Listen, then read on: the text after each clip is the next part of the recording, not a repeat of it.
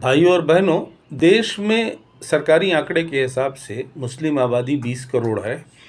और उसमें 20 लाख लड़के लड़कियां यूनिवर्सिटी लेवल पर पढ़ाई कर रहे हैं, जैसे इंजीनियरिंग, लॉ, मेडिसिन, एमबीए वगैरह वगैरह।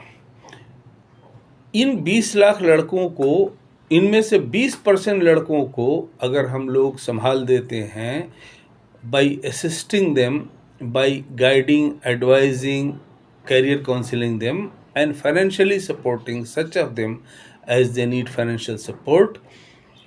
ये 20 लाख लड़के, उनके 20% लोग मानी 4 लाख लड़के हर साल आपके engineer, doctor, officer, professor, teacher, MBA, politician बनकर खड़े होंगे तो आपकी कौम की किस्मत अगले 10 साल में बदल जाएगी। 10 साल में 40 लाख आपके पास में इंजीनियर्स, डॉक्टर्स, बड़े बड़े मिडिल क्लास के इंटेलेक्चुअल क्लास होगा, जो आपकी किस्मत को बदलने में बड़ा कारगर साबित होगा। तो मैं आप तमाम लोगों को दावत देता हूं कि हमारे मुस्लिम एजुकेशन ट्रस्ट, जो एक पब्लिक चैरिटेबल ट्रस्ट है, रजिस्टर्ड पब्लिक चैरिटेबल ट्रस्ट, उसके साथ जुड़िए। ज़िंदगी में आप एक दफ़ा, सिर्फ एक दफ़ा 100 रुपये डोनेट करिए ट्रस्ट को, और 20 करोड़ मुस्लिम जनता में 20 लाख लोग माने 1% लोग अगर ट्रस्ट को 100 रुपया देते हैं तो ये 20 करोड़ रुपये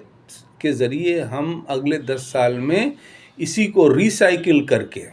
जो लड़के इसकी मदद से पढ़ाई करके निकलेंगे वही लड़के फिर रिटर्न करेंगे अपना जो उनको जो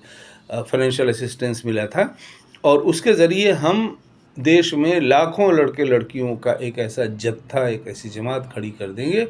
जो कि देश में अपना मुकाम बनाएंगे, नाम कमाएंगे, अपने परिवार के लिए, अपने ख़ानदान के लिए, अपनी कौम के लिए, मुल्क के लिए नाम कमाएंगे, इज़्ज़त कमाएंगे, दौलत कमाएंगे, शोहरत कमाएंगे, और देश की सिस्टम में, कॉन्स्टिट्यूशनल सिस्टम में, वो